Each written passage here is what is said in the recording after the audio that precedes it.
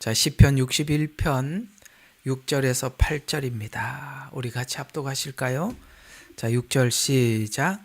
주께서 왕의 생명을 연장하시리니 그리하면 그의 연수가 여러 대에 이르리이다. 그가 하나님 앞에 영원히 거하리니 오 자비와 진리를 예비하시어 그를 보호하소서. 그리하면 내가 주의 이름을 영원히 찬송하며 나의 서원을 날마다 이행하리이다. 아멘. 끝에 날마다 이행하리이다 라는 말이 무슨 뜻인지 저번 주에 말씀드렸던 거 기억하시는지요? 이제 우리가 하나님 앞에 처음 순수하게 내가 하나님 주님 안에서 이러한 삶을 살겠습니다 라고 고백한 대로 그것을 이게 정말 날마다 매일매일 삶 가운데 살아가겠습니다. 이런 고백이라고 말씀을 드렸었죠. 자, 오늘은 이제 오늘 내용을 좀 마무리하고 62편과 이렇게 연결점이 어떻게 되어 있는지까지만 우리가 한번 살펴보려고 준비를 해 두었습니다. 자, 여러분 이제 사람들이 이제 살아가는 삶의 방법들이 각자가 다르고 또 여러 가지 방법에 따라서 사람들이 인생을 살아가게 되겠죠. 근데 이제 하나님이 정말 우리에게 원하는 삶은 이런 삶일 겁니다. 하나님의 긍휼과 자비를 믿는 믿음으로 우리 자신을 하나님 앞에 맡기고 내 인생이 하나님의 자비와 긍휼의 안에서 이끌림을 받는 것. 이게 하나님이 정말 원하는 거거든요. 다시 한번 말씀을 드리겠습니다. 하나님은 선하신 분이다. 긍휼이 많고 자비로우신 하나님이다. 그래서 하나님이 나에게 주신 어떤 것도 그게 내가 원하든 원하지 않든 내가 요구하든 요구하지 않았던 간에 그 하나님이 내게 주신 것은 나에게 유익한 것이다. 그래서 그 하나님이 성품이 자비롭고 긍휼하시니까 내가 이것도 하나님이 자비 가운데 긍휼 가운데 주신 것이겠지라고 믿고 이제 내 모든 인생이 하나님 앞에 이끌림을 받는 거. 이게 이제 하나님이 원하는 거거든요. 그럼 이제 우리 하나님이 우리에게 무엇을 주시든지 우리가 감사하겠죠. 이런 말씀이 있잖아요. 성경에 보면 하나님이 우리에게 주신 모든 것이 선함에 감사함으로 받으면 버릴 것이 없나니 이렇게 했잖아요. 그죠? 비록 우리가 살아가는 삶의 현실에 참 어려운 것을 내가 감당하기 어려운 인생을 허락하셨더라도 그게 이제 결국은 하나님이 다 이해가 돼서 여러분들이 감사까지 간다면 여러분들에게는 버릴 것이 없을 정도가 아니라 아주 값지게 될 것입니다. 그렇죠? 우리가 인생을 사실 원치 않는 인생을 사는 사람도 있고 그나마 내가 원하는 대로 원하는 만큼 그래도 살아본 사람이 있을 겁니다. 그렇죠? 예를 들어서 어떤 사람은 부잣집에 태어나서 태어날 때부터 아쉬움 없이 인생을 살아서 그렇게 산 사람도 있을 것입니다만 또 그렇지 않는 사람들도 있지 않습니까? 참 우리가 옛날에 이렇게 저희 세대는 참 별의별 걸 다 겪은 세대죠. 우리 저 전 세대는 더 하죠. 6.25도 겪었었으니까. 그죠?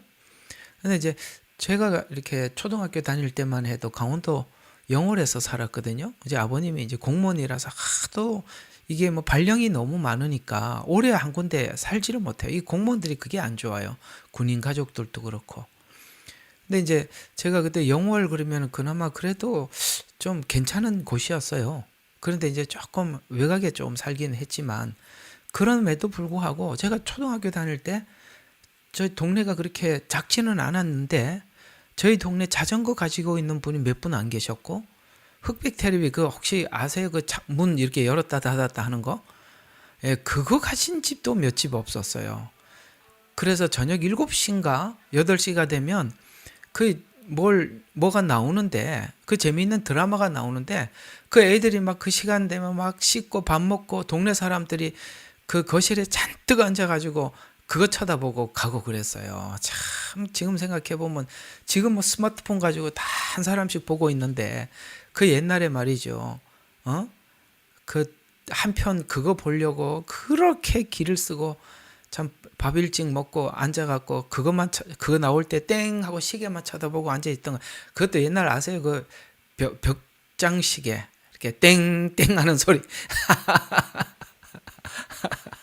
너무 너무 재밌었어요. 그리고 동네 사람들 중에 자전거 있는 분들이 없어서 자전거를 가지면은 와, 막 그냥 엄청났었어요. 근데 처음에 자전거를 타니까 걸어서 다니다가 앉아서 간다는 게 너무 신기하더라고요. 앉아서 간다는 게 너무 신기했습니다. 근데 이제 그러다가 이제 어, 서서히 이제 뭡니까 타자기가 나오고 그다음에 286, 386, 486 이렇게 지금 생각해 보면 다 팔아먹으려고 전략들인 것 같아. 286이 딱 사자마자 386 나오고 말이죠. 386 사자마자 486 나오고 그래가지고 있는 대로 다 샀잖아요. 그래가지고 이제 이렇게 쭉 살아왔었었는데 그때만 해도 이렇게 우리가 살아가는 삶을 이렇게 보면 참 순탄치 않았습니다. 이제 뭐 옛날 그림들을 가만히 생각해 보면 그런 게 참 많았던 것 같아요. 그 옆집 하여튼 이게 부부 싸움들 정말 참 많이 했던 것 같아요. 그러면은 오늘은 이 집이 싸우면 저 집에 가서 말리고 또 저 집 싸우면 이 집 가서 말리고 애들은 또 혼나가지고 바깥에 벌벌벌 떨고 이 집에 도망갔다 저 집에 참 어떻게 그렇게 살았는지 몰라요. 웃는 거 보니까 이게 비슷한 시대에 살았는지 젊은 사람도 뭔 얘기인지 못 알아듣고 혹시 이게 내 말 이게 이해가 가는지 모르겠습니다. 그래갖고 이제 싸우면은 또 남자 옆집 아저씨가 데리고 와서 술 한잔 먹여갖고 집에 돌아와 자고 그런 인생을 살면서 지금 이렇게 갑자기 막 스마트폰 가지고 다 뭘 하는 시대가 되니까 이게 너무 힘든 거예요. 뭘 하려고 그래도 뭐 어떻게 하는지를 알아야 뭘 해먹지요. 근데 우리가 이제 산 시대는 너무 이게 사실 이게 같은 동네 살면서도 한 시대를 살면서도 너무 충격이 크잖아요. 그죠? 자전거 타고 다니다가 지금 나온 차들이 얼마나 좋습니까? 이걸 기기 조작을 하는 게 얼마나 어려워요, 우리한테.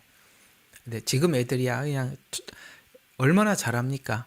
이게 지금 역으로 이렇게 보면 너무나도 다른 시대를 살아가게 되는데 우리가 이렇게 충격적인 인생을 쭉 살아가면서 누구는 좀 넉넉한 데 살고 누구는 굉장히 어려운 데 삽니다만은 그럼에도 불구하고 우리가 남다르게 좀 어려운 환경 속에 놓여서 살아가는 그런 인생들이 있습니다. 그러나 그걸 여러분들이 소화만 할 수 있다면 이제 그리스도 예수 안에서 감사함으로 받으면 그걸 이제 내가 이런 인생을 살았기 때문에 더더욱 이게 성경에 하나님께서 우리 시편이 보이고 욥기가 들리고 복음이 이해가 가고 이랬다면 그 삶은 결코 여러분들에게 잃어버린 인생도 아니요 잃어버린 시간도 아니요 사실은 그것 때문에 우리가 하나님 앞에 이렇게 은혜의 자리에 와 있을 수 있는 것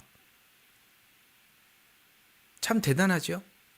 그리고 옛날에 은혜 받았던 그 시골에 사시면서 신앙생활하면서 은혜 받았던 분들 얘기를 들어보면 그 참 옛날에는 얼마나 추웠습니까, 그죠? 겨울에 새벽에 왜 나올라 그러면 얼마나 추운지 몰라. 그렇다고 뭐 차가 있어요, 뭐가 있어요. 그 미끌미끌한 눈 위를 걸어가면서 그 매일매일 새벽 예배 3, 40분씩 걸어 다니면서 그렇게 하면서 또 하루를 살았다고요. 근데 그렇게 살았던 삶의 영성이 우리가 볼 때는 지금이야 차 시동 걸고 가면 그만인데 옛날에는 그렇게 살았던 것이 우리 신앙을 지탱할 수 있었다는 뜻이 오늘 시편 기자가 우리에게 하고 싶은 이야기가 뭐냐면 나 참 이렇게 고난스러운 인생을 살았다. 그런데 그 고난스러운 인생을 살아가는 그 과정 속에서는 그게 참 고난이고 눈물이었지만 되돌아 생각을 해보면 지금 이렇게 하나님 앞에 은혜를 받는 내 자신이 그 모든 것이 하나님의 자비와 긍휼 안에서 내가 이끄심을 받아서 오늘 여기까지 온 인생이다. 참 그걸 감사함으로 받아서 버릴 것이 없게 됐듯이 그것 때문에 내가 하나님 앞에 이렇게 설 수 있었다라는 것이죠. 그렇다면 이제 그걸 이제 지난 날을 우리가 감사함으로 소화할 수 있다면 남은 인생도 하나님께서 우리에게 어떤 사건을 갖다 주든지 간에 하나님의 자비와 긍휼 안에서 주신 사건이라고 믿고 감사함으로 가게 되겠죠. 이제는 모든 것에 이제 불평이 사라지고 이제 하나님 뭘 주든지 그래 이건 하나님이 내가 알지는 못하지만 다 지금은 다 모르겠지만 하나님이 뜻이 있어서 주신 거야. 감사합니다. 이렇게 가지 않겠습니까? 바로 이 부분을 지금 성경은 설명을 하고 있는 것입니다. 고난이라도 그것도 하나님의 자비와 은혜 가운데 주신 것이다. 그러니 좀 감사함으로 받고 앞으로 남은 인생도 하나님께서 자비와 긍휼 가운데 너에게 모든 것을 줄 테니 그것을 우리가 감사함으로 이렇게 인생을 받아라. 하나님께서 주시는 모든 사건들, 상황들을 받아들이라. 이런 뜻에서 이제 시편이 60, 61, 62편이 이렇게 연결이 되어 있는 거거든요.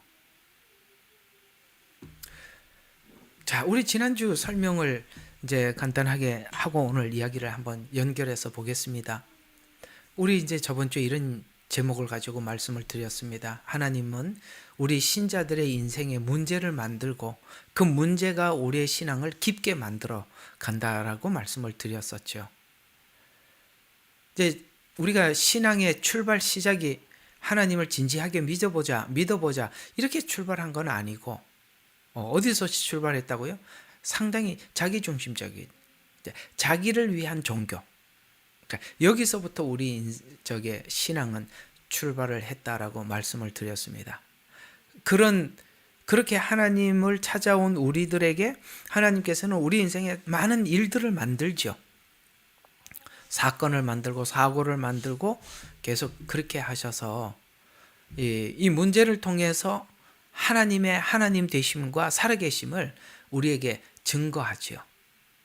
이게 마치 우리가 이제 이 시편 61편은 다윗의 시지만 이 다윗의 일대기보다는 하나님께서 야곱이라는 한 사람의 일대기를 통해서 야곱의 일대기는 복잡하지가 않아요. 단순해요. 그렇죠. 그래서 설명하기가 참 좋아요.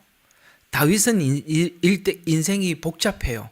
그래서 이제 한 부분 뜯어갖고 설명은 하더라도 우리가 듣는 청중들에게는 빨리 확 와닿지를 않아요. 왜냐하면 다윗의 인생 자체가 복잡하기 때문에 그래요. 그런데 이 야곱의 인생은 참 단순하기 때문에 설명하기가 좋은데 예를 들어서 야곱의 인생이 순수하게 자기를 위해서 아버지께 축복을 받고 이제 라반의 집에 갔다 돌아오고 그렇게 이제 그런 과정들이 쭉 설명이 되어 있잖아요. 근데 이제 사실 그 축복을 받고 길을 떠날 때 베델이라는 한 장소에 머물게 되죠. 거기서 이제 하나님의 천사가 오르락내리락 가는 것을 보면서 여기가 하나님의 집이구나. 이제 쉽게 말해서 우리로 말하면은 하나님을 처음 만난 간증인 거예요. 간증의 자리. 이게 바로 첫 주님을 만난 자리예요. 그러니까 옛날에 어떤 그 복음성가에 보면 내가 주를 처음 만난 날 이런 복음성가가 하나 있었어요. 제가 참 은혜 받을 때 많이 불렀던 찬송인데요. 그러니까 이 베델은 야곱에게는 하나님을 처음 만난 장소거든요. 그때 하나님 앞에 순수하게 고백을 합니다. 거기는 사심이 없었어요. 하나님, 내가 지금 외롭고 두려운 길을 떠납니다. 홀로 가야 하고 내가 집에 다시 돌아올지 어머니를 다시 만날지 저는 보장할 수 없는 길을 갑니다. 그러나 내가 조금 전에 아버지 이삭으로부터 받았던 그 하나님이 진짜 하나님이시라면 나에게 정말 축복해 주셨다면 나를 통해서 아브라함에게 약속한 것처럼 천하 만민이 복을 받는 그 씨앗이라면 저로 하여금 지금은 이 길을 떠납니다만 다시 이 자리로 돌아오게 해 주십시오. 그때 하나님 앞에 소원했던 게 뭐죠? 11조예요. 이 11조는 어떤 의미를 가지고 있느냐면 왜 그때 이거를 하면서 하나님 앞에 11조를 서원했을까요? 신기하지 않아요? 다른 걸 서원을 해야 되는데 돌아오면 11조를 하나님께 드리겠나이다 이렇게 말을 하거든요. 그럼 이 11조는 단순히 물질의 11조를 드리는 거? 그건 훨씬 넘어요. 우리가 11조를 드린다는 것은 이 야곱의 고백 속에 뭐가 담겨 있냐면 하나님께서 내가 다시 돌아온다면 하나님이 내 인생을 인도하는 것을 내가 인정하겠습니다. 이 말이에요. 나를 다시 돌아오게 해준다면, 왜냐하면 이건 자기 스스로 돌아올 수 있는 길이 아니에요. 돌아오면 형이 어떻게 할지 알거든요. 이거는 하나님께서 형 마음을 만지거나 하나님께서 나를 야곱에게 돌아올 수 있는 어떤 길을 열어주지 않으면 절대 돌아올 수 없는 길을 가고 있다는 걸 야곱이 너무 잘 아는 겁니다. 그러니까 내가 내 스스로는 돌아올 만한 이 배경이, 환경이 되질 않으니까 하나님이 만약에 돌아오게 해주신다면 진짜 내가 조금 전에 이삭에게 아버지에게 안수받았던 축복을 받았던 그 하나님이 정말 내 하나님으로 모시겠습니다 라는 고백이 11조인데 11조의 고백은 바로 이런 게 담겨 있습니다. 하나님, 내 인생을 되돌아 생각해 보니 하나님의 긍휼과 자비 가운데 나의 인생을 인도하셨군요. 여러분, 과거에서부터 지금까지, 이제 미래 말고 과거에서부터 지금까지 하나님이 여러분의 인생을 인도했다는 걸 믿는다면 하나님 앞에 11조를 드리는 거예요. 이 11조를 드린다는 것은 지난 날부터 지금까지 하나님이 내 인생을 인도하셨습니다라는 고백이며, 그렇기 때문에 앞으로도 하나님을 의지하고 살겠습니다. 이해가 가요? 과거에 나를 인도하신 하나님, 그 하나님이 하나님의 은혜와 자비 가운데 나를 인도하셨고 앞으로 내 생애도 하나님께 맡기겠습니다 라는 고백이 11조 속에 담겨 있는 거예요. 그 돈을 드리는 정도가 아니라 신앙 고백이 과거, 현재, 미래를 다 하나님의 주권 안에 올려드리는 게 이게 11조예요. 그게 가장 기본적으로 하나님 앞에 헌금을 드리면서 고백하는 거예요. 그래서 하나님의 주권을 하나님께 올려드리면서 하나님 중심적인 신앙생활을 하겠습니다라는 고백입니다. 그러면 야곱이 이렇게 쭉 한 바퀴 돌아와서 배운 거, 또 지금 다윗도 지금 저 바깥에 빙빙 돌아서 하나님 앞에 돌아와서 배운 거, 하나님께서 야곱에게 가르쳐 준 거, 다윗에게 가르쳐 준 거, 그게 뭐냐 이거죠. 그게 오늘 본문에 읽었던 거예요. 한번 보시죠. 자, 이렇게 하나님의 인도함을 받으면서 뭘 배우게 되었냐면 6절에 보니까 주께서 왕의 생명을 연장하시리니 그리하면 그의 연수가 여러 대에 이르는데 그가 하나님 앞에서 영원히 거하리니. 자, 우리가 6절은 이해가 되는데 7절은 말이 안 되는 거죠. 하나님께서 내 인생을 인도해 주셨습니다. 그래서 내 생명을 연장해 주십니다. 연수가 여러 대에 이르리니, 하나님 나에게 약속하신 거 다음 후대에게 계속 이루실 줄로 믿습니다. 여기까지는 우리가 다 이해가 가는 거지만 그가 하나님 앞에 영원히 거한다? 이거는 우리 이해 밖에 있는 거잖아요. 그죠? 왜냐하면 이거는 부활이 아니고는 이해될 수 없는 거거든요. 그러니까 지금 하나님께서 시편 61편을 통해서 이렇게 전달하고 싶은 메시지가 뭐냐면, 너희가 하나님의 인도함을 받으면, 너희가 하나님이 인도하는 길을 걸으면 하나님께서 우리를 위해서 죽으심과 부활과 승천과 재림이 무엇인지 열어주신다는 거예요. 그래서 영원이라는 단어가 등장하는 겁니다. 이거는 인간의 지식적으로 이해하거나 배울 수 있는 게 절대 아닙니다. 하나님의 인도함을 받은 사람만이 부활이 더 믿어져요. 하나님의 인도함을 받으면 재림이 더 믿어져요. 하나님의 인도함을 받으면 하나님의 집에 영원히 거할 그 나라를 준비해야 된다는 것을 더 믿어지는 거예요. 그래서 하나님을 믿는 사람들은 영원한 그 나라를 생각하면서 현실을 살고, 하나님을 믿지 않는 사람은 지금 당장 사는 것밖에 모르는 겁니다. 자, 그러면 오늘 제가 여러분들에게 야곱의 일대기를 간략하게 말씀을 드렸고, 또 다윗의 일대기를 말씀을 드렸습니다. 그들이 이렇게 인도함을 받으면서 부활과 영생에 대한 하나님의 계시를, 말씀을 마음에 담았단 말이죠. 그러면 여러분 각자에게 한번 물어보십시오. 내가 하나님의 인도함을 받아서 내게 깊어져 간 것이 무엇인가? 깊어져 간 것이 무엇인가? 현실적인 문제 해결이었나? 아니면 하나님께서 약속한 먼 미래에 그 약속들에 대한 믿음이었나? 만약에 여러분들의 부활과 재림과 훗날 하나님께서 약속하신 영생에 대한 믿음이 더 분명해졌다면 그건 하나님의 인도함을 받은 가장 분명한 증거입니다. 여러분 어떻습니까? 여러분 하나님의 인도함을 받으셔서 어떤 부분이 깊어지셨습니까?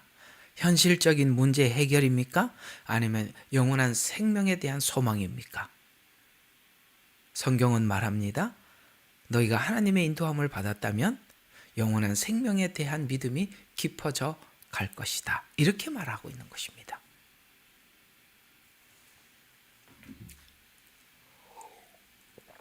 그래서 오늘 6절에 이런 말씀이 이어져 가는 거거든요. 주께서 왕의 생명을 연장하시리니 그리하면 그 연수가 여러 대에 이르리이다. 이는 개인의 고난이 아니면 나올 수 없고, 그래서 성경에서 말하는 이 고난이란 어떤 뜻을 가지고 있느냐면 자기 이해를 깨는 행위예요. 여러분, 자기 이해를 깬다는 것은, 여러분 성경을 어떻게 자기 이해로 풀 수 있겠어요? 그렇죠? 성경은 우리 머리로 풀 수 있는 게 아니에요. 그렇죠? 우리 이해로 접근 불가해요.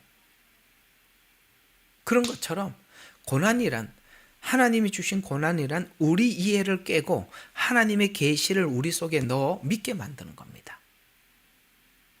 그런 차원에서 우리에게 그게 깨지는 그 자체가 환난입니다. 왜냐하면 우리는 상식이 깨지는 게 엄청 힘든 거예요.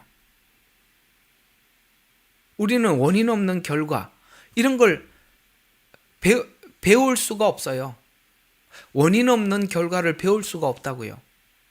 왜냐하면 우리는 모든 이해 구조가 어떻게 됐습니까? 원인과 결과라는 법칙에 의해서 배우잖아요. 그죠? 원인 없는 결과. 돈 어떻게 생겼어? 예, 돈이라는 것이 자, 예를 들어서 내 지갑에 돈이 있어요. 그러면 여러분들은 제 지갑에 돈이 있으면 여러분들은 어떤 생각을 하죠? 아, 저기 무언가를 수고를 하고 그 대가를 가지고 있구나, 이렇게 생각을 하시죠. 여러분들이 내 주머니에 돈이 있는데 어디서 갑자기 하나님이 지갑에다 돈 넣어줬다, 이런 생각하지는 않잖아. 뭔 일을 해서 거기에 무슨 대가를 받은 것을 가지고 있구나, 이렇게 생각하잖아요. 우리 인간은 그렇단 말이에요. 어떤 결과가 있으면 원인을 먼저 접근을 하는 거예요. 근데 이상하게 구원이라는 것이 원인은 없는데 결과가 너무 엄청나. 이게 바로 우리 이성이 깨져야 되는 거예요. 그러니까 우리가 그냥 은혜라고 표현할 수밖에 없는 게 뭐냐면, 원인이 없는데 결과는 너무 많으니까 이걸 내가 지금 도대체 이해를 할 수가 없어서 하나님 앞에 구했더니 하나님이 믿어지게 하시네. 그래서 믿는 거예요. 아셨습니까? 이걸 보고 성경은 믿어지는 믿음이라고 하는 거예요.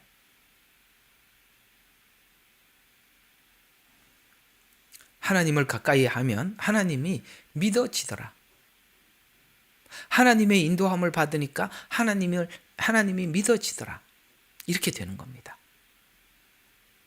그래서 이 고난 때문에 하나님 앞에 나오면 하나님의 인도 아래에 있는 것입니다. 그래서 하나님의 인도 아래에서 뭘 하냐? 하나님을 배우게 되고 하나님의 인도하심이 영원한 약속을 확인하게 된다고 고백하는데, 하나님께서는 이렇게 하나님을 가르쳐주고 우리에게 계시하고 열어주려고 억압된 상황을 하나님이 자꾸 만드는 거예요. 고통스러운 상황을 만드는 거예요. 그래서 옛날에는 그냥 좀 넉넉하고 안정적일 때는 자기가 하고 싶은 일을 했는데 그걸 할 수가 없어요. 왜요? 너무 현실이 답답해서 하나님 앞에 나올 수밖에 없게 만드시더라는 거예요. 여러분, 하나님이 이렇게 인도한 적 참 많으시죠? 기도할 수밖에 없어서 기도한다. 기도가 즐거워서 하는 게 아니라 기도할 수밖에 없어서 기도하러 가더라는 거예요. 그래서 다른 말로 억압된 상황이 기도하러 나오게 되는데, 기도하면서 하나님께서 뭔가를 계속 응답을 주시는데, 응답받은 응답들이 이런 것들이죠. 하나님 관점에서 응답받은 것. 처음에는 내가 힘들어서 나왔는데 기도를 하다 보니 자기를 돌아보게 되고 하나님의 일하심을 느끼게 되는데, 그걸 쭉 하다 보니까 그렇구나. 지금까지 하나님의 보호 아래에 있었구나. 오늘 시편 61편이 그거예요. 이렇게 하나님 앞에 너무 힘들어서 나와서 기도를 했대. 처음에는 내 문제 가지고 기도를 시작했는데 기도하면서 하나님께서 열어주셨던 것이 그렇구나. 지금 이렇게 어려운 상황도 하나님이 나를 겸손케 하고 나를 지키기 위해서 준 거구나. 내가 이렇게 하나님께서 어려움을 주지 않았더라면 지금 뭘 하고 있었을까? 이런 생각이 들게 만들더라는 거예요. 그래서 이 또한 하나님의 보호 아래에 있구나. 그런 것을 확인하게 되고, 하나님 보호 아래 자신의 인생과 삶의 문제가 하나님께서 처음에 약속하셨던 미래의 약속을 기억하면서 자신의 인생을 인도하셨음을 시야가 확장하게 되고 넓어져서, 이해가 가요? 점점 이제 나에서 떠나서 점점 이렇게 쭉 확장이 되어서 사무엘하 7장 16절에 보니까 내 왕위가 영원히 견고하리라, 이런 말씀을 듣게 되더라는 거예요. 여러분, 내 왕위가 견고하리라, 이건 이해가 가는데 여기 왜 영원히 들어가냐 이 말이에요. 여러분, 우리가 천국 가면 예수님이 우리 신랑이고 우리가 신부가 되잖아요. 그럼 예수님이 만왕의 왕 아니겠어요? 그러면 여러분들은 왕비가 되는 거죠? 왕비는 왕이잖아요?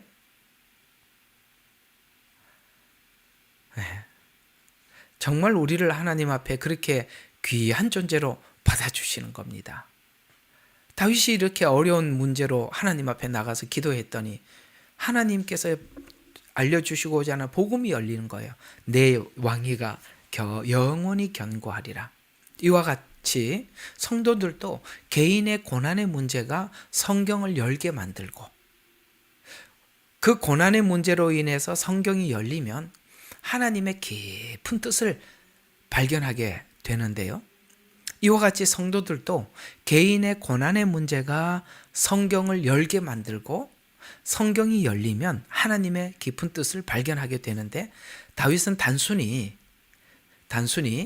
자신의 생명의 연장 문제 정도로 나왔지만 자신의 육신의 생명에 관심을 가지고 기도한 결과 영원한 생명의 약속을 확인하게 되는데, 이와 같이 60장은 패배는 시작을 위한 과정이라면 61장에서는 패배의 목적이 하나님의 계시를, 하나님의 복음을, 우리 안에 영원한 생명이 있음을 알려주는 믿음의 자리로 나오기 위해서 시작하는 게 뭐라고요? 패배더라는 거예요. 그러니까 이상하게도 하나님께서 우리에게 승리를 많이 주는 게 아니라 실패를 많이 주고 패배를 많이 주어서, 이게 하나님 앞에 죄송스러워서 혹은 이 문제를 해결하기 위해서 나와서 기도하면서 하나님과의 깊은 만남이 있게 되고, 그 만남 속에서 이 문제 해결해 주십시오라고 기도했던 기도 방향이 점점 바뀌어서 하나님 앞에서 자기가 누군지 보게 되고, 아시겠어요? 내가 누군지 보게 되고, 내가 누군지 보게 되면 하나님을 더 찾게 되어 있어요. 이해가 가요? 자기를 보면 볼수록 하나님을 더 찾아요. 그러라고 하나님이 이런 사건을 만들어서 하나님 앞에 나오게 만드는 거거든요. 그래서 61장에서 확인하는 것은 패배의 목적은 영원한 생명을 얻었음을 믿는 믿음의 자리로 나오라고 하나님께서 그런 사건들을 만들었다라고 말씀하고 있는 것이죠. 7절입니다. 이제 다윗은 이렇게 하나님 앞에 나와서 하나님의 언약이 있음과 그 언약이 영원한 생명이라는 것을 알고 이제 눈을 그쪽으로 돌리게. 왜요? 여러분, 우리가 살아봐야 얼마나 살겠어요, 그죠? 살아봐야 정말 이렇게 이렇게 요즘은 이렇게 생각해 보면 저희 아버지 세대가 이제 이렇게 60이 되시고 70이 되고 80이 되고 90이 되고 이렇게 이렇게 저만 이렇게 나이가 먹은 게 아니라 그 세대, 그러니까 이제 그 아버지 세대들이 한 분, 두 분 이제 떠나가시고 옛날에 이렇게 얼굴을 뵀지만 이제는 한 분, 두 분, 세 분 이렇게 떠나가는 걸 보게 되고, 이제 저희들 이제 다음 세대 우리 아들들도 이제 저희들이 이렇게 나이가 들어가는 것을 보게 되는데 참 신기한 게 80 먹은 노인, 60 먹은 노인, 그러고 보니까 아들하고 별 차이도 없어요. 똑같은 노인이에요. 시간이 지나면. 그런 것 같아요. 저 아버님하고 20년 차이 나거든요. 어디 가면 동생이냐고 소리 많이 들었어요. 동생이냐고. 그 아버지, 그러니까 넘을 수 없는 권위 이렇게 생각했는데 늙어가 보니까 그게 그거더라고요. 그런 것처럼 우리 인생이, 육신의 인생이라는 것이 금방 이렇게 금방 가잖아요, 그죠? 우리가 여기에 다 헛된 거 알면서도 가는 거예요. 내가 잡을 수 없다는 것을 알면서도 가는 거예요. 그런데 우리에게 믿음 가운데 그러니까 믿음 가운데 하나님 우리에게 주신 것이 뭡니까? 영원한 생명의 소중함이. 그러니까 이 상급이라는 게 얼마나 귀한 건지 몰라요. 하나님 앞에 우리가 지금 왼손이 하는 일을 오른손이 모르게 하고 주님만 아시게 하나님 앞에 했던 수많은 것들이 하나님이 우리에게 상급을 주시잖아요. 그 상급은 영원한 거예요. 땅에서 번 거는 우리가 수고한 만큼 쓰면 그만인데, 우리가 하나님 앞에 올려놓은 상급들은 우리가 영원한 상급이 되는 거예요. 그러니까 어디에 투자하시겠습니까? 이 땅에 투자하시겠습니까? 아니면 영원한 상급에 투자하시겠습니까? 이 믿음이 생기면 주를 위해서 이렇게 힘쓰고 애쓰면서 사는 거예요. 왜? 남몰래 흐르는 눈물 하나님 다 기억하시는 거거든요. 남몰래 졌던 짐, 남몰래 졌던 수고, 남몰래 흘렸던 눈물, 내가 수고해서 남들이 편안하게 뭔가를 지나갔던 거, 이 모든 것들을 하나님이 다 기억하시고, 환난에 중한 것이, 경한 것이 하나님께서 우리에게 주실 영원한 상급과 비교할 수가 없는 거예요. 그렇다면 오늘 여기 이 영혼을 안다면, 영원한 상급을 안다면 우리 이런 거 다 감수할 수 있는 거예요. 그 얘기입니다.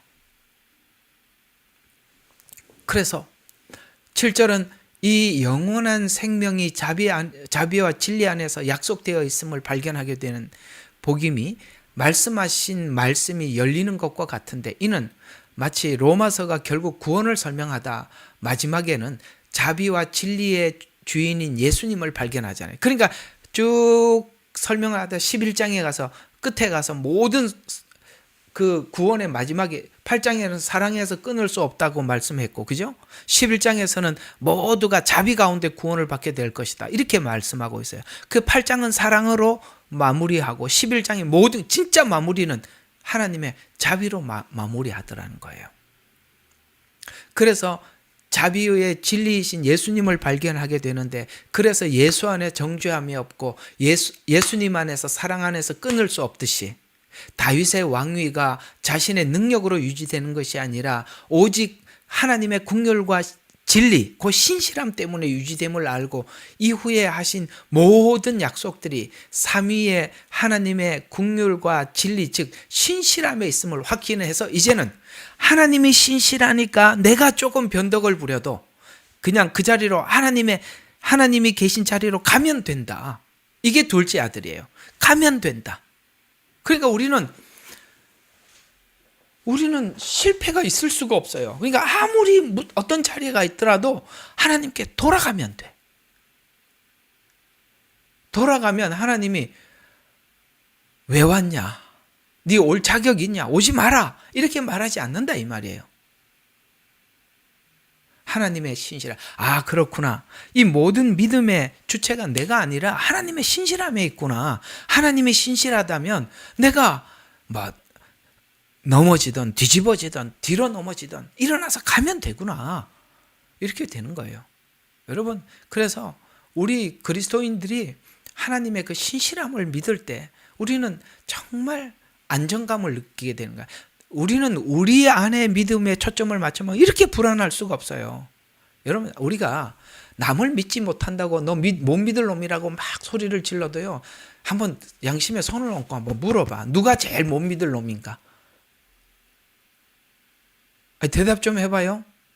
그래, 맞아. 사실은 남들 보고 그렇게 공경을 해도요, 가만히 있지만 진짜 자기가 자기를 생각하면 너무 미워, 그죠? 진짜 못 믿을 게 난데 남들로 얘기하고 있어요. 그렇습니다. 그러니까 믿음을 자기에게 두면 우리는 불안해요. 너무 불안해요.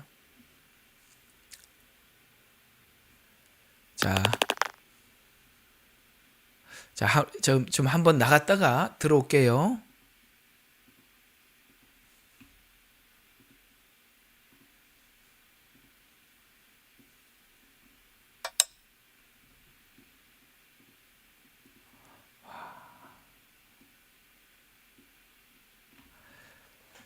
예, 됐습니다. 이거 1분 안에 하는 훈련입니다. 민방위 훈련.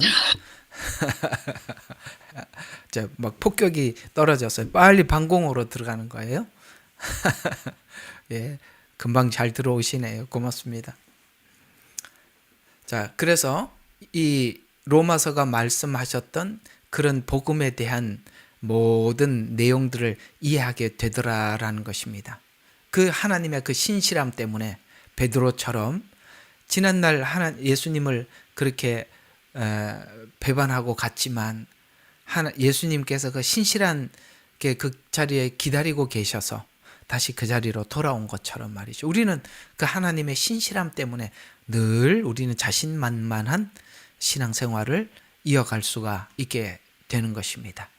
자, 이제 마지막 8절을 보도록 하겠습니다. 자, 그러므로 주의 이름을 영원히 찬송하고 나의 서원을 갚을 것이다. 이 서원을 갚는다는 것은 처음에 하나님 앞에 약속했던 그 약속의 삶을 아주 신실하게 살아내겠습니다라는 고백이라고 말씀을 드렸죠. 그러면 여기 이제 우리가 하나 살펴봐야 될 부분이 그러므로입니다. 그러므로. 이 우리나라 말은 그러나, 그런데, 그러므로 이 말이 굉장히 중요해요. 그죠? 어떤 말보다 중요합니다. 이제 누구 이야기를 다 듣고 난 뒤에 그런대로 접근을 해서 설명을 하느냐, 그러므로로 설명하느냐, 그러나로 설명하느냐는 이제 앞에 이야기를 어떤 방향으로 설정할 것인가가 되는 것이니까, 그러면 이 8절에 있는 이 말은 앞에 있는 모든 이야기를 통틀어서 그러므로가 되니까 이걸 다 체험하고 경험해서 나온 열매가 주의 이름을 영원히 찬송하며, 자, 첫 번째는 주의 이름을 찬송하며, 두 번째 뭐예요? 날마다 내 삶에서 내 서원을 이행하는 것. 이렇게 끝이 났단 말이죠. 그러니까 다 배워서 그러므로라는 이 두 가지, 하나님께 찬송, 그 다음에 하나님께 한 약속을 지키는 것, 이 두 가지로 끝이 났단 말이죠. 자, 그러면 이렇게 되는 거죠. 하나님 지금까지 왜 이렇게 사건을 일으키고 우리에게 가르치고 계시하고 알려줬냐 이거죠. 두 가지 하라고. 하나는 뭐라고요? 하나님께 영광 돌리는 삶을 살고, 뭐예요? 네가 하나님 앞에 내가 이런 인생을 살겠습니다 라고 약속한 대로 살아가라는 거잖아요. 왜 그렇게 하나님의 어려운 가운데 이렇게 길게 돌아왔다고요? 하나는 하나님께 영광된 인생을 살아라. 두 번째는 네가 하나님 앞에 약속한 인생을 살아라. 이렇게 되는 거잖아요. 이 8절이 바로 하나님이 고난을 주셨던 목적이 무엇인지를 말해주고 있어요. 그래서 이 그러므로란 이런 과정에 이해가 없는 찬양, 그러니까 이렇게 돌아와서 그러므로 하나님께 영광을 돌립니다. 내가 하나님 앞에 삶을 삽니다. 라는 앞에 이런 일을 겪지 않고 영광을 돌리는 인생을 산다던가, 내가 하나님 앞에 약속한 서원을 이행하리다가 다 엉터리다 이 말이에요. 여기가 예리한 바늘로 꼭 찌르는 지점이에요. 사람들이 그렇게 이야기를 해요. 저 하나님 앞에 영광을 돌리는 인생을 살겠습니다 라고 하는데 영광이 아니라 하나님 욕먹이고 사는 거예요. 내가 하나님 앞에 약속한 것을 이행하면서 살겠습니다. 다 자기를 위해서 그렇게 사는 거예요. 이렇게 엄청난 연단과 과정을 거치지 않고 내가 하나님 앞에 영광된 인생을 산다? 아닙니다. 다 그거 말만 그렇게 할 뿐이지 하나님께 영광이 아닙니다. 그게. 이 말을 알아들으면 아멘 좀 해봐요. 이런 사람들이 너무 많아. 하나님 앞에 영광 돌리는 삶을 산다고 하는데 그러면 하나님이 이렇게 말할까? 제발 나한테 영광 좀 돌리지 마라. 네가 나한테 영광을 돌리는 게 아니라 네가 하나님께 영광을 돌리는 만큼 내 얼굴에 먹칠을 한다.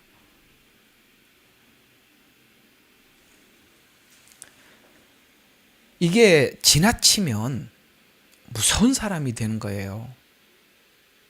이게 지나치면 얼마나 무서운 사람이 되냐면, 이제 조금 전에 밥 먹으면서 우리 그 성경의 어떤 한 구절이 생각이 나서 이제 사모님하고 얘기를 한번 꺼냈었어요. 성경에 보면 이런 말씀이 한 두 군데 나와요.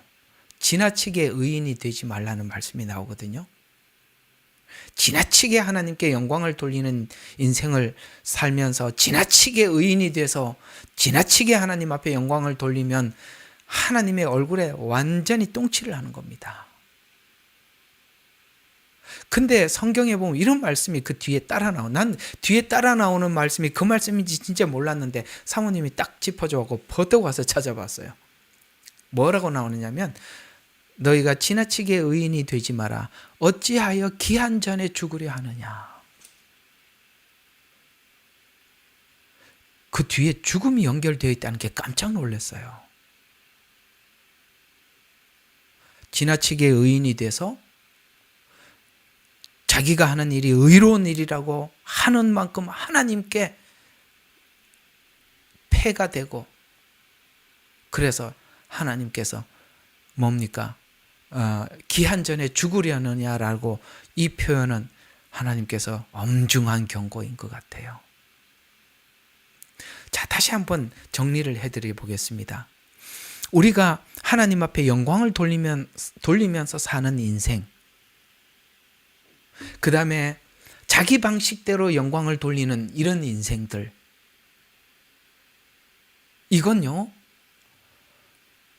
하나님께서 이런 엄청난 연단의 과정을 다 거쳐서 이 자리에까지 오지 않은 사람들이 이해할 수 없는 언어들인 거예요. 영광을 돌린다는 이 말을 함부로 쓸 수 있는 말이 아니라 이 말입니다.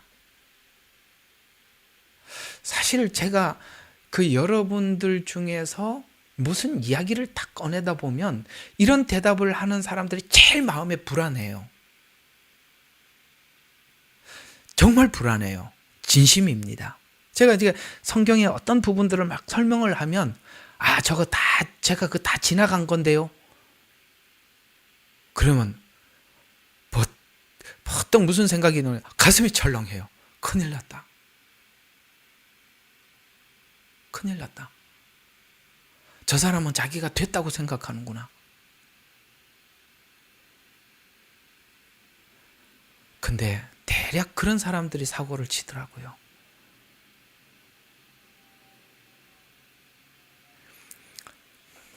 다른 데 아멘 하지 말고 이런 데 좀 아멘 하라고. 그런 사람들이 사고를 친다니까요. 여지없어. 조금 있으면 사고를 쳐. 목사님 저 통과했는 거예요 그거. 웃기고 앉아있네. 에? 뭘 통과해. 진짜 혼내주고 싶어요. 그 자리에서 그냥 정색하면서 혼내주고 싶어요. 뭘 통과해. 뭘 얘기하면 저거 다 알아요. 다 통과한 거예요. 그래서 지나치게 의인이 된 거예요. 왜? 통과했다고 생각하니까 의인이 된 거예요. 뭘 통과해요?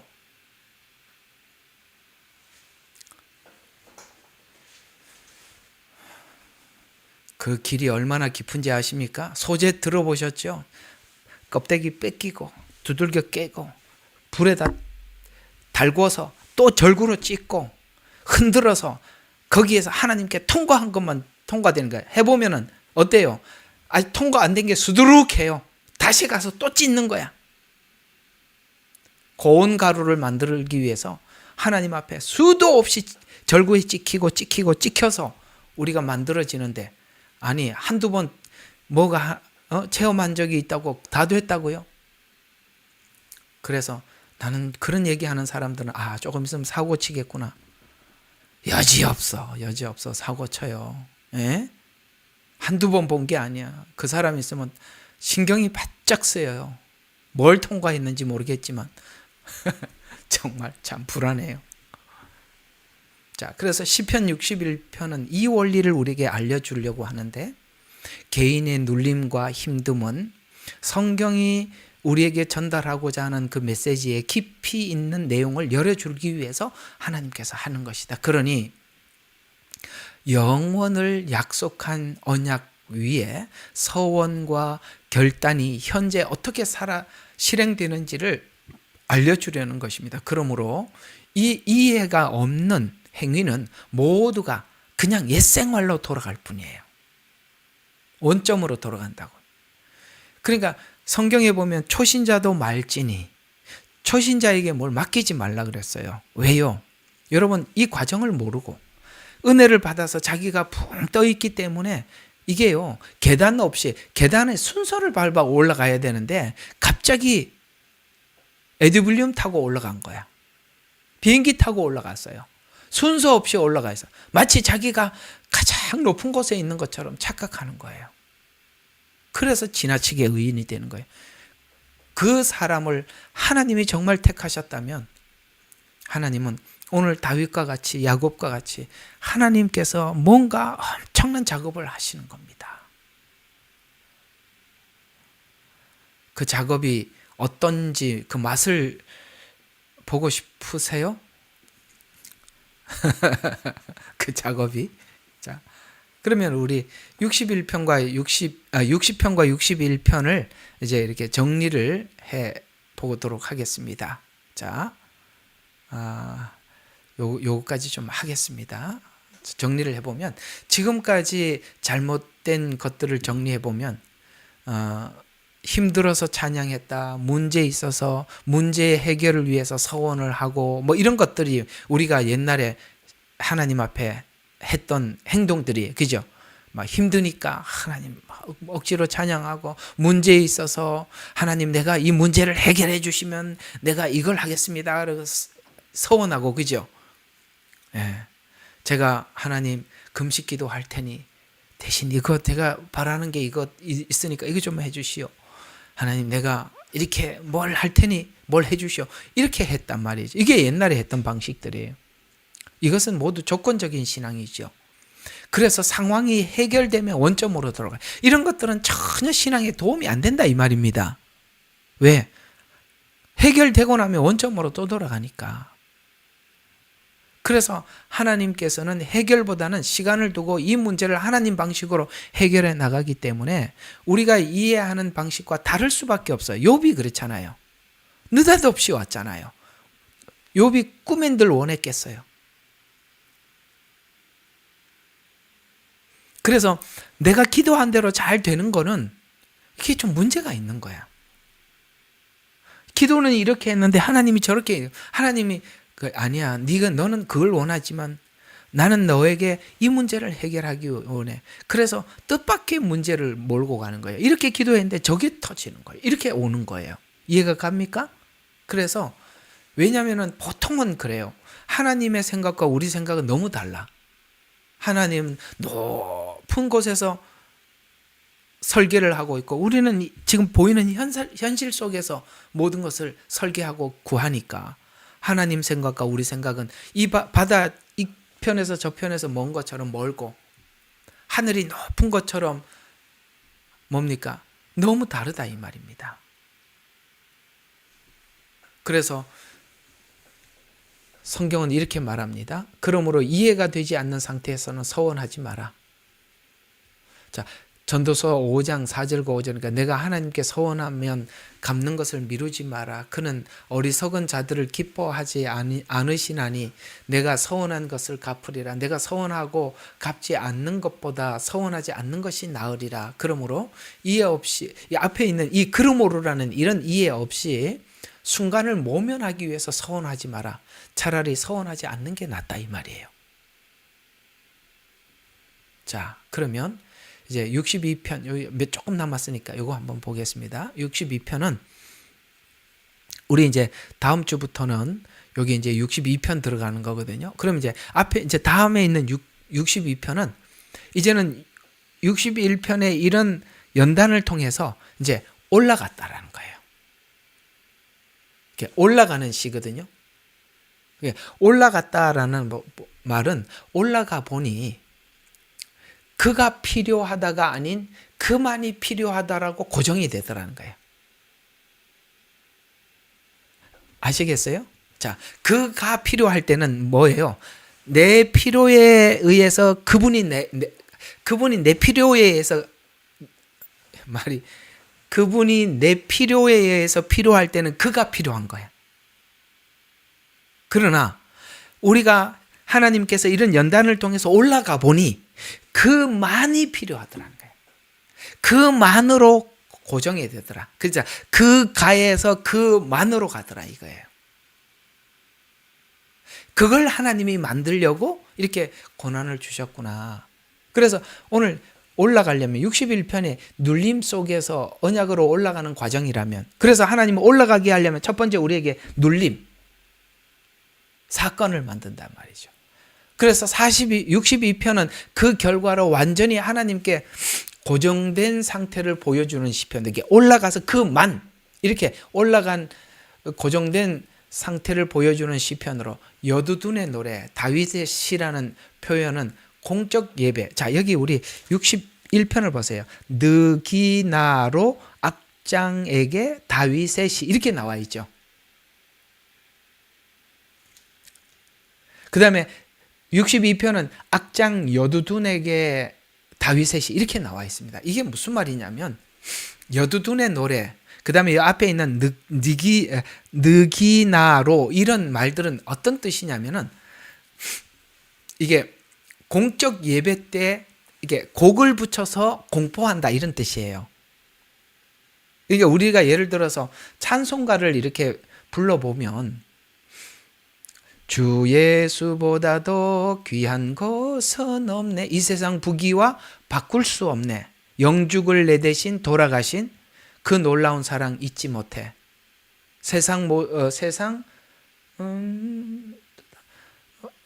여기 또 생각이 안 나네.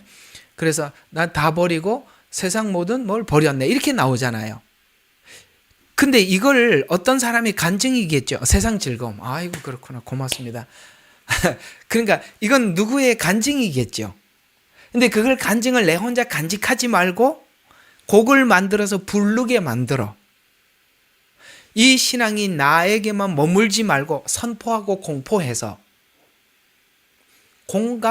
공감의 씨가 되라. 왜 공감을 할 수밖에 없냐면 하나님이 인도하시는 분들은 그 인도하는 방식이 다 똑같으니까.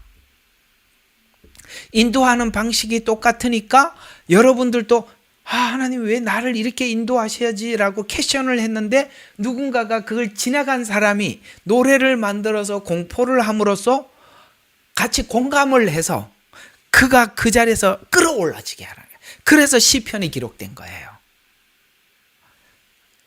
아셨어요? 시편이 기록됐는데 그 당시 이걸 곡조를 붙여서 같이 부르게 만들어서 같이 공감하라는 거예요. 그러니까 내 신앙을 내 안에서 나 혼자 간직하지 말고 그걸 나누어서 아직 그 부분에 대한 이해가 부족해서 힘든 자들을 끌어올리고 내가 지나온 것이 이게 잘못 갔다 온 게 아니라 하나님이 인도하는 방식 안에서 내가 잘 갔다 와서 이걸 얻은 거구나. 하나님께서 저 사람도 이렇게 해서 그걸 얻게 하신 것처럼 나에게도 이걸 주시려고 그 길을 걷게 했던 거구나. 내가 잘못 온 게 아니네. 이런 걸 배우게 하라는 거야. 전 여러분들에게 이런 얘기를 참 많이 들었습니다. 나는 내 신앙이 잘못 걸어온 줄 알았는데 목사님 이야기를 들어보니까 정말 다 필요한 과정을 지나왔네요. 내 과거가 이해가 됐습니다. 제가 이런 얘기를 많이 들었거든요. 왜? 공포를 하니까. 같은 길을 걸었던 사람들의 이야기를 나누니까. 여러분 시편하고 욥기 해보니까 이게 꼭 여러분 이야기하는 것 같지 않으세요? 다 공감이 되죠. 그래서 공포를 하라는 거예요. 그래서 공동체 전체가 고백하여 하나님께 드리는 선포로 61편 고난을 넘어서 선포하는 고백으로 선포와 고백하는 62편으로 이 61편은 하나님이 성도에게 주는 당연한 과정이라는 거예요. 성도라면 누구나 이 과정을 겪는다. 크든 작든. 그래서 이 과정을 넘어 공감하는 자들의 시로 자기 중심에서 하나님이 필요하다를 넘어서서 하나님만 필요하다는 결론에 공감하는 찬양시라는 거예요. 그러니까 우리가 다 지나보면 옛날에는 하나님이 내 인생의 그냥 보조자료였어. 모조품이었고 필요할 때만 불렀어. 그러나 이제는 하나님 없이 살 수 없어. 이 과정 속에 나는 이런 걸 겪었어. 라고 이걸 나누라 이 말이에요. 그래서 찬양시로 불려졌다 이런 이야기입니다. 그래서 다윗은 정말 이 과정 속에서 참 엄청난 걸 겪지요. 특별히 이 60, 61, 62편은 압살롬이 반역했던 했던 시기를 배경으로 전달했어요. 여러분 옛날에 사울을 피해서 다녔을 때하고 비교할 수 없는 게 뭐냐면 사울은 장인이지만 남이잖아요. 그죠? 근데 압살롬은 싫든 좋든 다윗의 자식인 거야. 이게 느낌이 완전 다른 거예요. 자식에게 아버지 왕위를 찬탈하기 위해서 쫓아온다? 여러분 그 당시에 왕위를 찬탈하고 나면 찬탈했단 말이에요. 찬탈을 하고 나면 그 전에 있던 왕을 살려둘 수가 없는 거예요. 쉽게 말해서 이건 어떤 상황으로 가는 거냐면 압살롬이 자식이니까 좋아. 왕관을 내줄 수 있어. 부모가 그럴 수 있어요. 보통 보면 그래요. 그런데 이게 그렇게 끝날 일이 아니잖아요. 왕관을 내준다고 될 일이 아니라 압살롬이 자기 정통성을 유지하고 이제 또 다른 반역의 문을 닫으려면 다윗을 제거해야 돼. 아들 손에 죽게 됐단 말이에요. 이거 보통 심각한 일이 아니잖아요. 그렇다고 해서 아들을 죽일 수도 없어요. 참 이게 얼마나 어려운 일이, 이건 풀 수 없는 숙제거든요. 그러니까 다윗이 이런 걸 겪어서 우리가 상상할 수 없는 지독한 일을 겪었잖아요. 이걸 겪어서 하나님을 체험해요. 그걸 체험했던 하나님을 시편으로 남겨 너희들이 이해할 수 없는 고난과 말할 수 없는 고통이 있냐? 그거 하나님의 뭔가 목적이 있는 거야. 나도 이런 일을 겪어서 결국 하나님만 내게 필요한 존재로 하나님 나를 그렇게 변화시켰어 라고 우리에게 말해줌으로써 우리가 이 과정을 지나가면서 하나님이 왜 이런 과정을 지나가게 하는지 알고 결국 하나님만 내 삶의 주인이요 영광 돌릴 자로 내 가슴에 두고 살도록 그 목적을 가지고 하나님께서 내 인생을 이렇게 인도하시는구나 라는 것을 배우게 하기 위해서 공부한다는 거예요. 그래서 오늘 이 62편에서 전달하려고 하는 말씀의 핵심은 하나님을 잠잠히 바라면 구원이 그분에게서 오더라. 이게 뭐가 달라진 거냐면 옛날에는 이런 문제가 생기면 칼 들고 쫓아갔는데 상대방이 칼을 들고 쫓아와도 나는 뭘 하고 있더라? 하나님만 잠잠히 바라면 구원이 그에게서 나오는 도다. 야, 요즘 저도 이거 배우고 있는데 참 힘듭디다. 구원이 하나님께만 오는데 왜 이렇게 늦게 와? 빨리 오지. 와, 정말 어렵습니다. 이게 요즘 그런 생각이 들어요. 나는 왜 이렇게 시편을 설교해 좀 이렇게 시편을 설교하는 재료를 주시는지 힘들어 죽겠어요.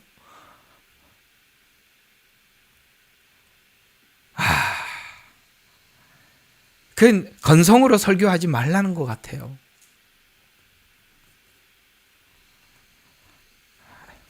나중에 이제 설교 안 하면 이런 일이 없어지려나? 참 이게 이렇게 마음을 에워싼 마음을 이렇게 찢고 정말 살을 찢는 정말 이게 애리는 이런 사건들이 쭉 지나가서 이 성경을 설교를 하게 하니까 참 그게 이제 하나님께서 진짜 설교를 시키는 설교자들은 그런 걸 지나가서 설교를 하게 하세요. 아니면 책 보고 설교하면은 이게 공감이 잘 안 될 겁니다. 어쨌든 그래서 이게 엄청난 일을 겪죠. 이렇게 압살롬의 배경. 그래서 하나님을 잠잠히 바라며 이게 대응 방법이 달라지더라는 거죠. 옛날엔 칼 들고 쫓아갔는데 하나님만 그래도 그렇게 기다렸더니 구원이 그분에게 나오더라. 그래서 그만이 반석이요 구원의 요새가 되어서 흔들리지 말라는 말씀을 이제 이 다윗을 통해서 전하려고 했던 것입니다. 이 말은 구원이 하나님께 나오는 것이 아니라 하나님 자체가 구원이라는 말이에요. 이해가 가요? 거기서 나온다는 말이 아니라 하나님 그러면 구원 자체. 그래서 하나님만이 구원 자체다. 이렇게 말씀하고 있는 것입니다. 너희가 영생이 있다고 성경을 상고하지만 성경은 곧 나에 관한 말씀이다. 그렇구나. 예수님 안에 영생이 있구나. 이렇게 배우는 거예요. 우리는 영생을 찾으려고 예수님을 배웠잖아요.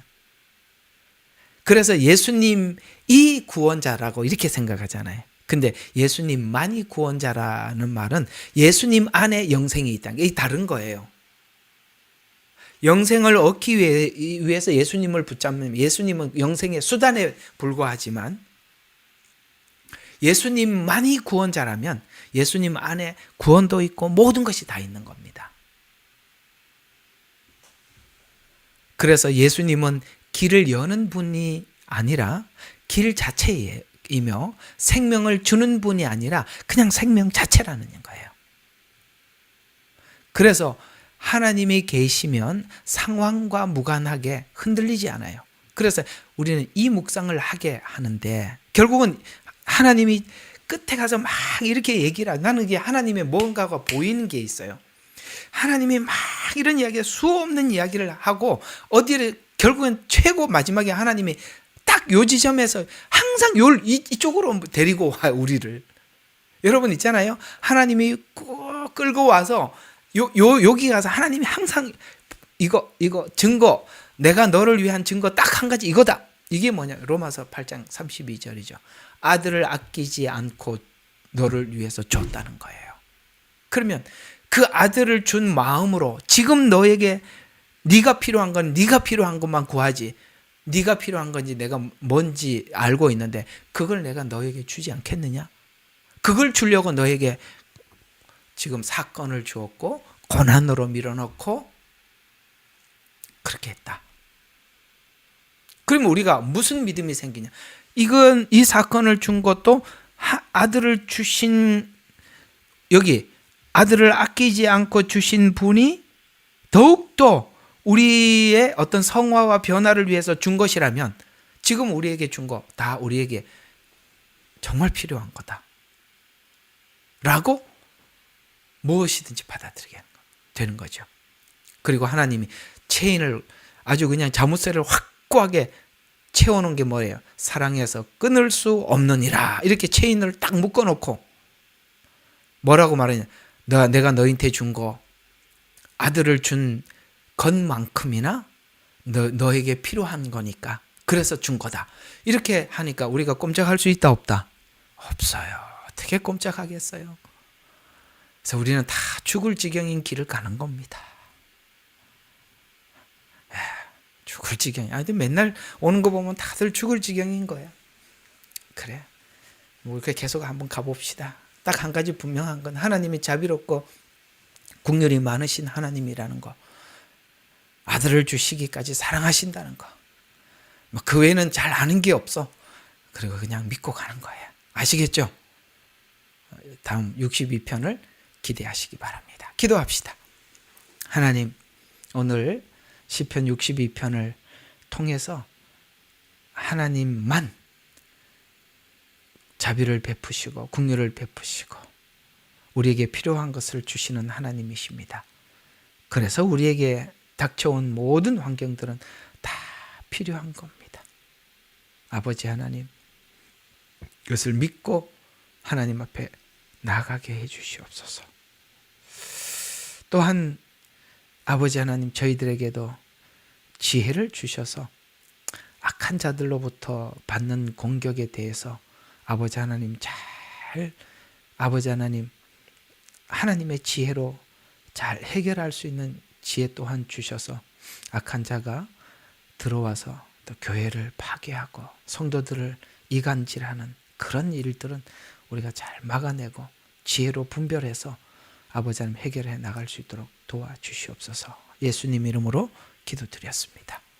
아멘. 예레미야의 눈물은 시대에 맞는 말씀 선포와 변질되지 않은 순수 복음을 외치고 있습니다. 함께 연결되어 하나님께 예배드리며 이 마지막 때에 하나님께 쓰임받길 원하시는 분은 카카오 채널로 연락 주시면 연락드리도록 하겠습니다. 고정 댓글에 채널 경고와 착제에 대비한 예비 채널과 제2채널 링크를 올렸습니다. 이 채널 또한 구독 부탁드리겠습니다. 감사합니다. 우리는 역사상 가장 중요한 시점을 지나고 있습니다. 하나님께서는 하나님의 일을 하시기 전에 사람을 준비시키셨음을 우리가 알고 있습니다. 하나님 말씀은 마지막 때에 대추수, 대부흥의 때가 있다고 분명히 예언하고 있습니다. 아멘. 하나님의 말씀이 그대로 성취될 것을 믿습니다. 예레미야 눈물은 잠자는 교회와 영혼을 깨우기 위해 노력하고 있습니다. 이 가슴 뛰는 일에 함께 하길 원하시는 분은 카카오 채널로 연락 주시기 바랍니다. 당신은 위대한 하나님의 사람입니다.